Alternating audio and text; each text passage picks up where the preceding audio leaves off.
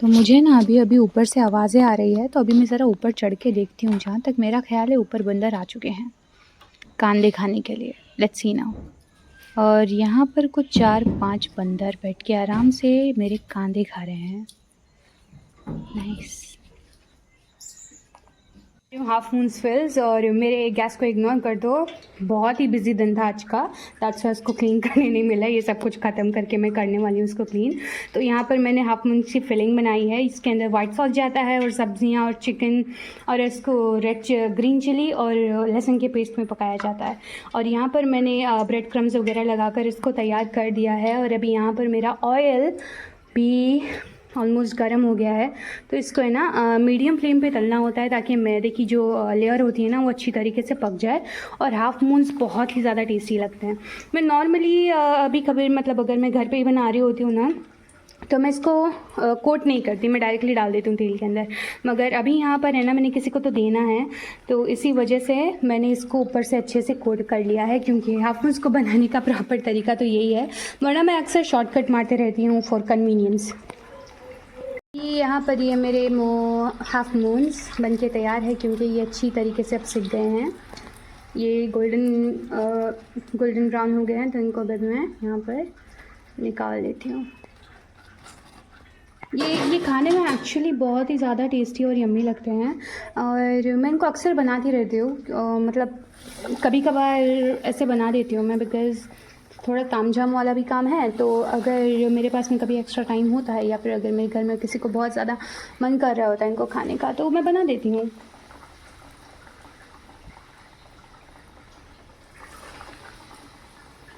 बहुत दिनों से मॉइस्चर की वजह से मेरी मशीन की हालत बिल्कुल भी ठीक नहीं थी, तो मैंने आज डिसाइड किया कि फाइनली इसको ना मैं खोलने वाली हूँ और इसके अंदर अच्छे से ऑयलिंग भी करूँगी और क्लीनिंग भी करूँगी। तो ऑयलिंग वगैरह तो मैंने कर ली, अच्छे से इसको क्लीन भी कर दिया। फिर जब मैंने बाद में सेटअप किया, उसके बाद में भी इसमें इश्यूज़ आ रहे हैं। मुझे लग रहा है मुझे कुछ नई डोरी खरीदनी पड़ेंगी, नई रस्सी खरीदनी पड़ेंगी, तो मे बी ये सब प्रॉब्लम मेरा ठीक हो जाएगा। और यहाँ पर तो मैं इसको अच्छी तरीके से ऑयल कर रही हूँ। मैं करती रहती हूँ इसको time to time. Let's see now. और आज शाम को माशाल्लाह से मौसम है ना बहुत ही ज़्यादा खूबसूरत हो रखा था। देखो ज़रा नज़रें भी हटाने के लिए ये हो रहा था, लेकिन यहाँ पर देखो मैंने क्या मिस क्रिएट करके रखा है। तो मैं यहाँ पर अपने पत्तों की छटाई कर रही थी और साथ में मैं कुछ पौधों को ट्रांसफ़र भी कर रही थी, तो जिसकी वजह से मेरी सीढ़ियाँ बहुत ही ज़्यादा गंदी हो रखी है।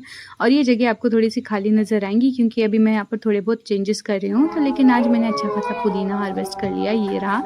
इसकी मैं चटनी बनाने के बारे में सोचूँ तो द नेक्स्ट मॉर्निंग के लिए मैंने बनाए थे आलू के पराठे अलॉन्ग विथ मसाले वाली चाय, ज़बरदस्त। और शाम के टाइम पे मैं गई हुई थी मेरे चाचा के इधर, तो वहाँ पर मेरे चाचा ये बना रहे थे। मेरे चाचा जो है ना वो किसान है और बड़े ही क्रिएटिव है माशाल्लाह से।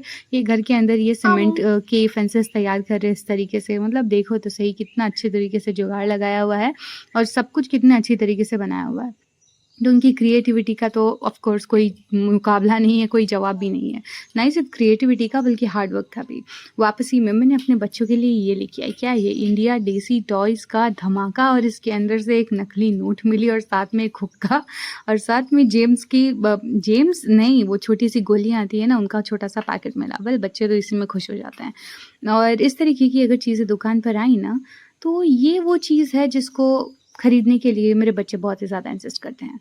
और उमर के पैकेट में से एक कंचा निकला और साथ में ये सीटी निकली जो कि बचती नहीं है, और साथ में अगेन वो जेम्स की छोटी वाली गोलियों का पैकेट मिला। तो उमर की तो मज़े हो गए, स्पेशली कंचे के साथ में। उसको कंचे बहुत ही ज़्यादा पसंद आते हैं, गोटियाँ। और पहले के टाइम पे मुझे याद आता है जब हम लोग छोटे थे तब हम लोग भी गोटियाँ वगैरह जमाने का बहुत ही ज़्यादा क्रेज़ होता था और ये सारी चीज़ें किया करते थे। एनीवेज़ फिर है ना, द अदर डे मैंने अपना पलंग खोला क्योंकि मुझे शक हो रहा था कि कुछ तो गड़बड़ है अंदर। और ये देखो इतनी सारी चींटियाँ आ चुकी थी मेरे बेड के अंदर। मुझे शक तो हो रहा था कि कुछ तो गड़बड़ है, तो जब मैंने खोला ना तो वहाँ पर इतनी सारी चींटियाँ थी। तो क्या था, फिर मैंने हिट से सबको स्प्रे कर दिया और अभी आप देखोगे मुझे कितनी सारी चींटियाँ मिल गई। तो मेरे बेड के अंदर इतनी सारी चींटियों को मैंने निकाल दिया। मतलब वो सुबह सुबह का टाइम था ना, वाज लाइक यार सुबह सुबह मैंने इतनी सारी चींटियों की हत्या कर दी। लेकिन एक बात तो ये जो चींटियाँ होती है ना, उनकी वजह से घर के आसपास में सांप नहीं आते, ऐसा कहा तो जाता है।